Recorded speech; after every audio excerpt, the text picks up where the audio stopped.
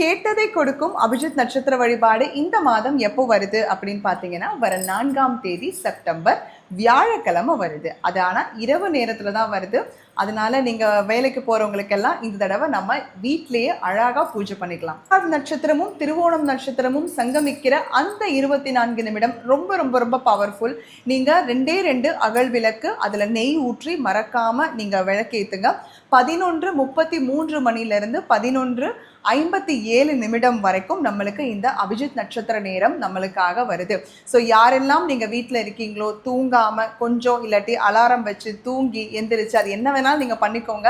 ஆனால் மறக்காமல் இந்த 24 மினிட்ஸ் உங்களுடைய சக்ஸஸ்க்காக நீங்கள் மறக்காமல் வேண்டிக்கோங்க. இந்த வழிபாடு உலகம் பூரா இருக்கிற மக்கள் எல்லாருமே பண்ணிக்கிட்டு வராங்க.